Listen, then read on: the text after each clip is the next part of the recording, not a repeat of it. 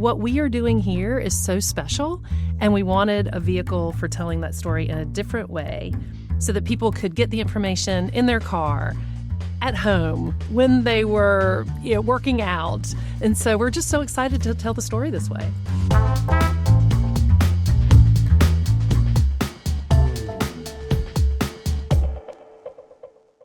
Welcome to the very first episode of In Good Company with the Greater Raleigh Chamber. I'm your host, Erica Rooney, and I am thrilled to kick things off with a conversation that sets the stage for everything this podcast is about. Today, I'm here with Adrienne Cole, President and CEO of the Greater Raleigh Chamber of Commerce, a driving force behind so much growth, so much collaboration, and possibility in this region. This podcast is designed to really pull back the curtain on the Chamber's work.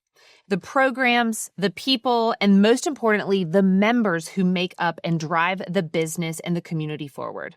But before we jump into the future episodes featuring those voices, it's important that we really set the stage and start with the bigger picture. And Adrienne, thank you for being here. Thank you. So why a podcast? Like, what opportunity did you see now?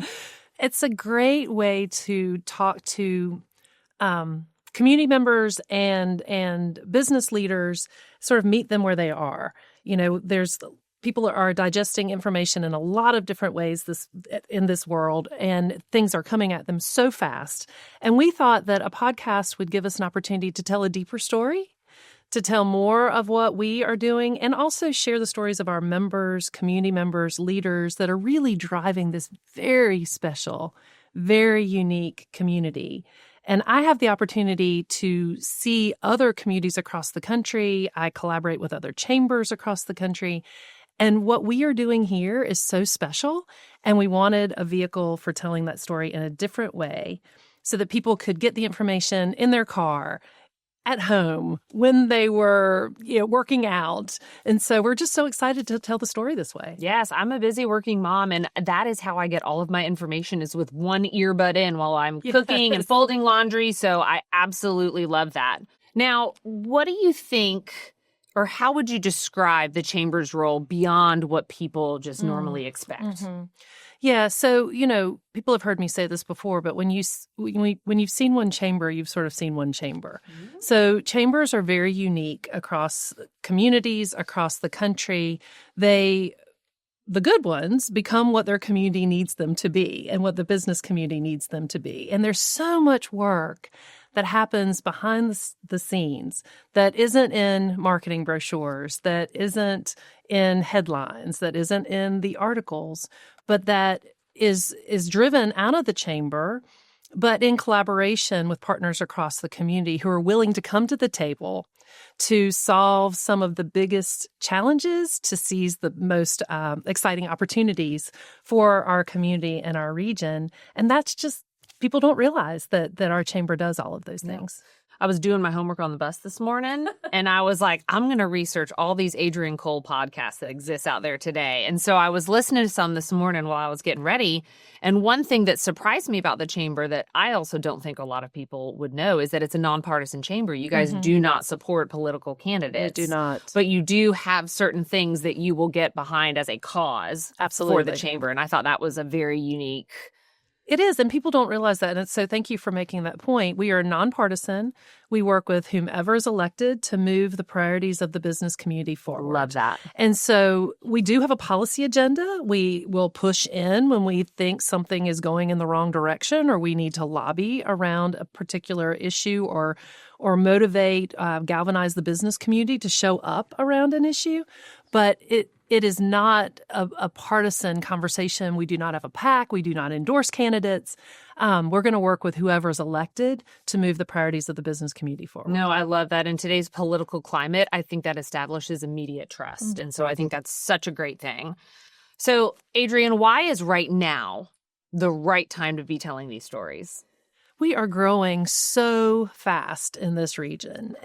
Raleigh is the third fastest growing city in the country. Wake County is the second fastest growing county. The state of North Carolina is growing rapidly.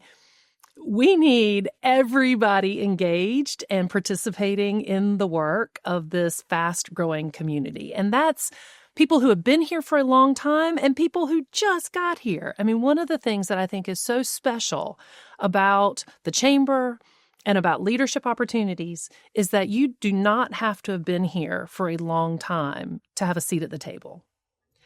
But people need to understand that the chamber is a great way to have a seat at that table, to influence the trajectory and the direction of our community.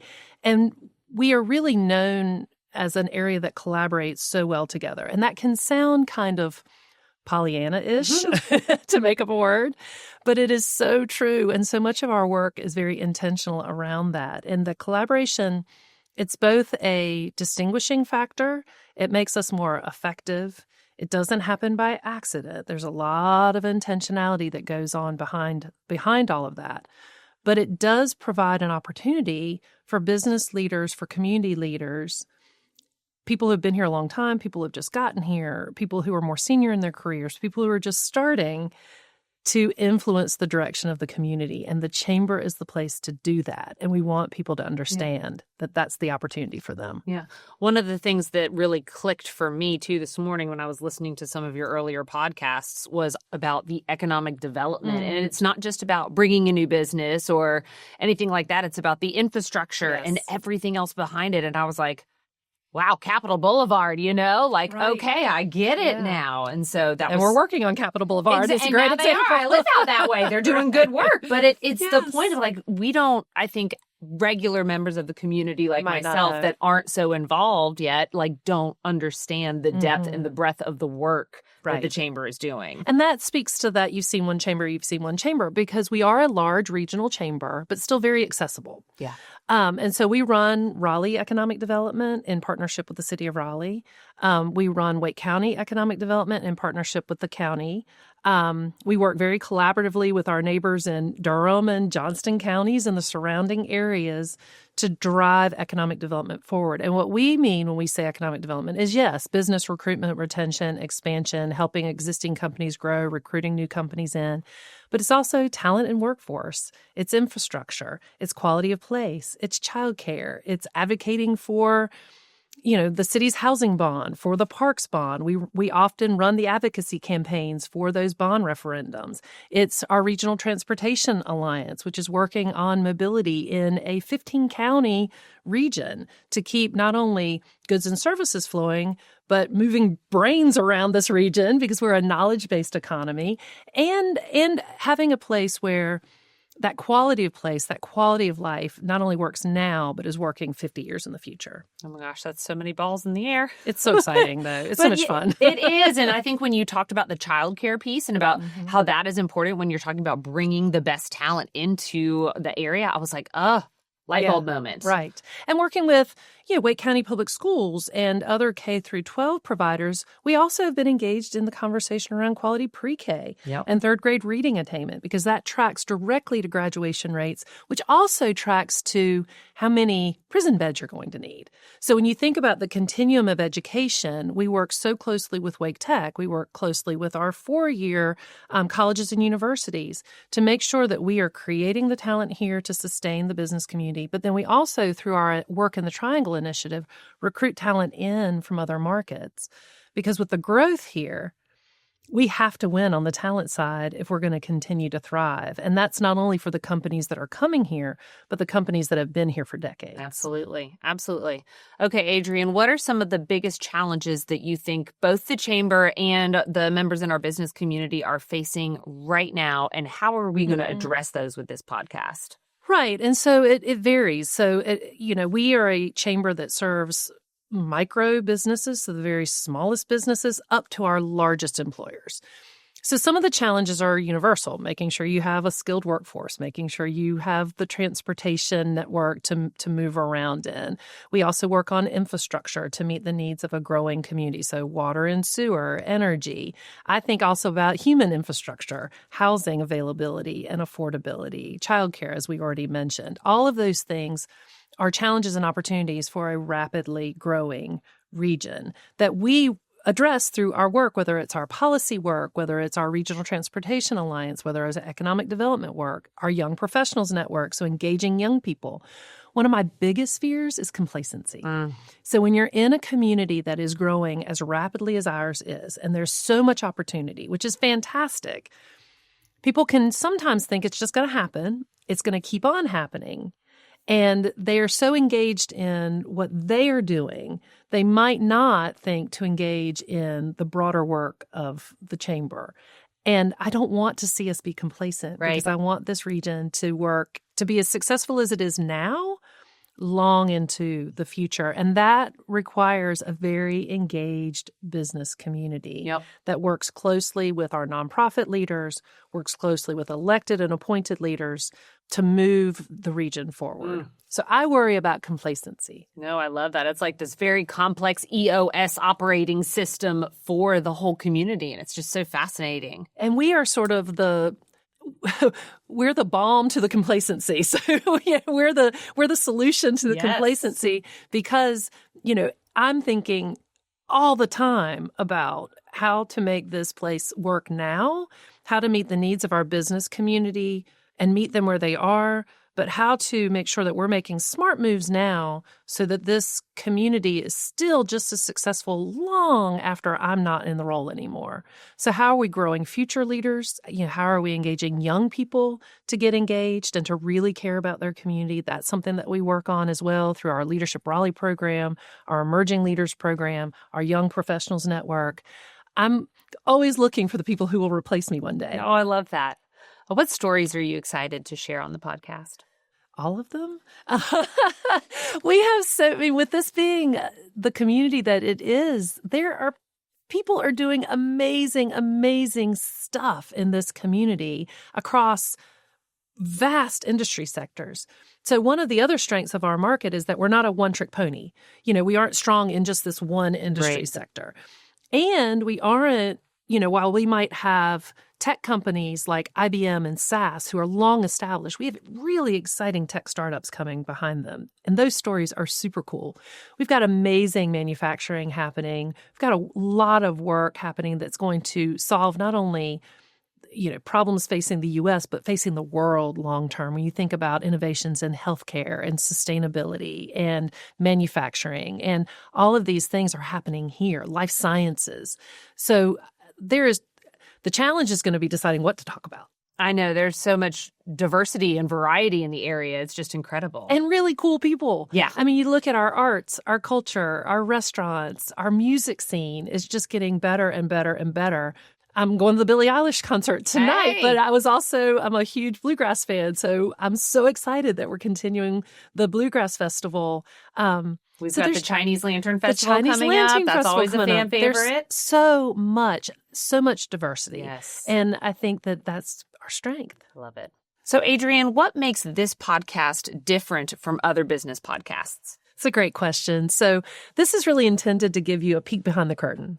So we'll be featuring our leadership, our board members, those folks who give of their time and talents, who are immensely busy themselves because they're leaders within their own organizations, but share what they are doing, share our work with Wake County Economic Development and the Regional Transportation Alliance and our policy work and the leaders driving that to really give listeners an idea of the impact of the chamber and how it influences what's happening in the region. Oh, it's going to be fascinating to hear about all of the inner workings and everything that's going on. There's a lot happening. And as you said earlier, there's a lot of plates spinning all at once. And I think that there's a little bit of mystery around that. And we want to demystify it and also show people a pathway to get engaged themselves. Absolutely.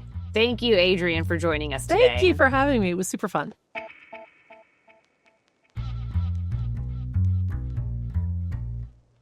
Before we wrap up today's episode, I am so excited to introduce what is going to be a reoccurring segment that you are going to hear at the end of every show. It's called Mimi's Member Moment, and it is hosted by someone who probably knows more chamber members by their first name than anyone else on the staff.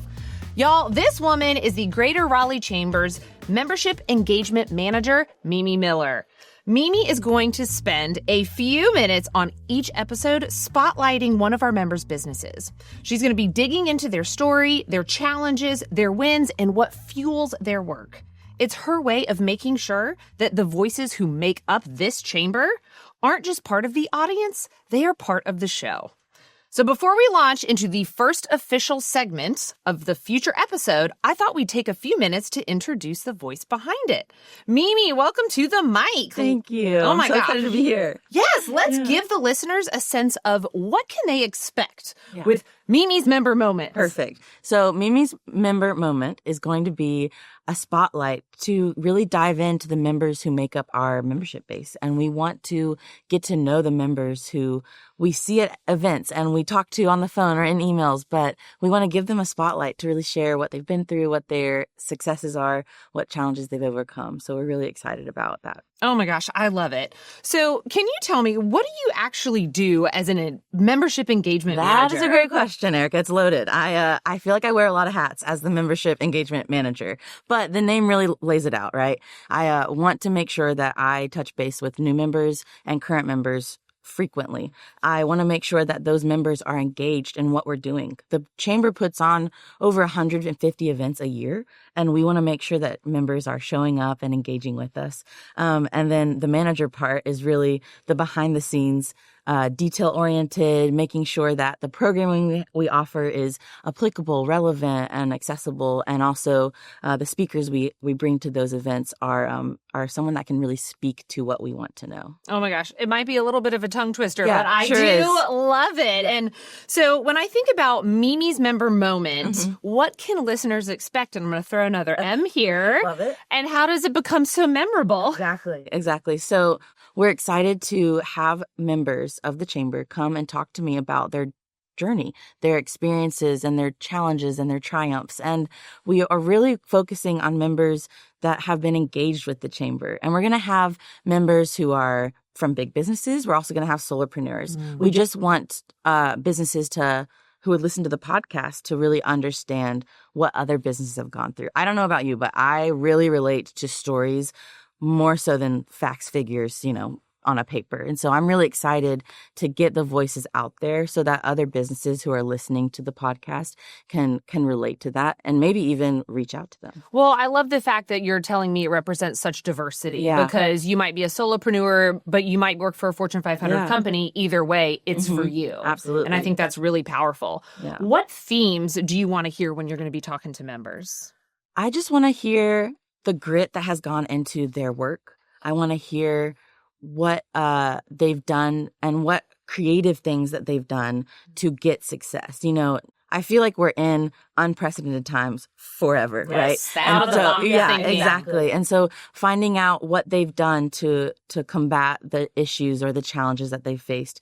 I also want to hear them as a person. I think something that's really great about the Chamber is that we don't see our members as a number or just let's fill a room, whoever comes, great. It's really, I get to know these members. I love getting to know and building relationships with people. And so it's so fun to have, I see John again, and I'm like, John, hey, what's up? How's everything exactly. going? And I get to check in about things about their family and things about their lives outside of the business, because I think it's really important we understand that a business person isn't just a business. They're also a person. And so bringing that humanity in is really important to me.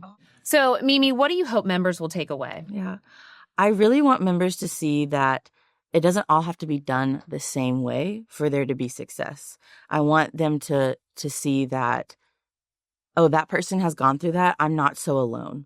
Oh, that person does that business and has those services available. Maybe I should reach out to them. I really want it to be a connector to from the people on the podcast to the people listening to the podcast. And I want them to show that the Chamber of Commerce is not just a place to share a business card and sell what you're doing, but to connect with other people and build those relationships. I love it. What a unique and personal way to celebrate the members Absolutely. with Mimi's member moment. Perfect. Yeah. Oh, Mimi, thank you so much. Thank you, Erica. Thanks for listening to In Good Company with the Greater Raleigh Chamber. Be sure to subscribe on your favorite podcast platform so you never miss an episode. If you enjoyed today's show, please leave us a 5-star review and share it with your network. Keep tuning in for more insights on the Chamber's programs, events, and members, and visit RaleighChamber.org for info and to register for the Chamber's upcoming events.